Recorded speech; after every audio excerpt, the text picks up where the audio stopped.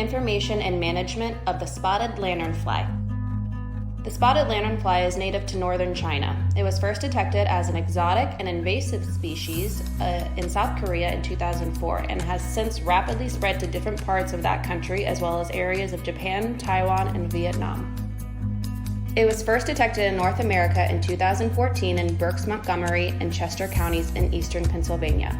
In the past 5 years, it has rapidly spread to areas of New York, Delaware, New Jersey, Maryland, and now Virginia. Since the spotted lanternfly has limited mobility, it spreads primarily by human-assisted travel.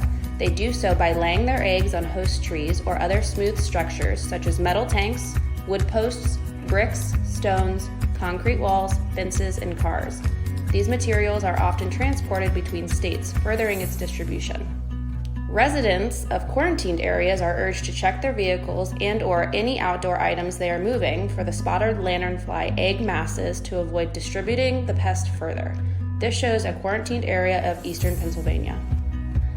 Common hosts of the pests include fruit, ornamental, and woody trees, as well as grapevines.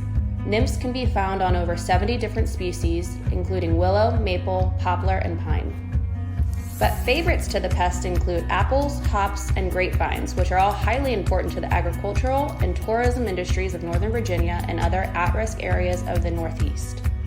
Adults can be found on Ailanthus altissima, better known as tree of heaven, a non-native tree. In the fall, adults prefer to feed and mate on the species compared to other plants. The spotted lanternfly will lay eggs on any smooth trunk tree, stone, or vertical smooth surface, including man-made items like vehicles, campers, yard furniture, farm equipment, or other items stored outside. The egg masses contain 30 to 50 eggs, covered in a muddy gray waxy deposit, and will overwinter from about October to mid-May. A nymph passes through several immature stages or instars. In the first instar, it is wingless and is black with white spots. This can be found between April and June. As it grows, it develops red patches, and this can be found from July to September. Beginning as early as the middle of July, the pest will take on a much different appearance. Adults at rest have a black head and grayish wings with black spots.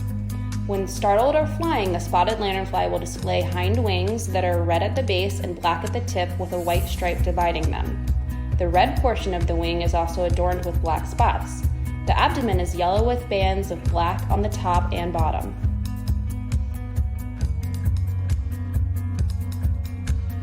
The insects will suck sap from stems and branches, which can weaken and damage the plant. This feeding creates a sticky, sugary residue called honeydew, which they excrete. This attracts other insects and promotes the growth of a thick layer of sooty mold, which can further damage the plant and/or surrounding objects such as patio furniture and cars.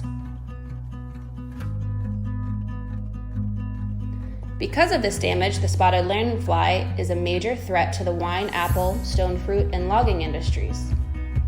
The wine industry alone accounts for at least $1.4 billion annually to Virginia's economy. The impacts of the spotted lanternfly on the thousands of acres of vineyards in Northern Virginia could drop tourism and employment rates dramatically. Tree bands are adhesive paper bands that are placed around high-risk trees, usually the tree of heaven, to capture the pest as they ascend and congregate on the trunk. Tree bands are routinely removed and disposed of to kill the pest. This system catches mainly nymphs but can also kill beneficial insects such as ladybugs, bees, and spiders. Insecticides are also an option. The Penn State Extension currently is researching which insecticides are best, but preliminary results show that these active ingredients are most effective.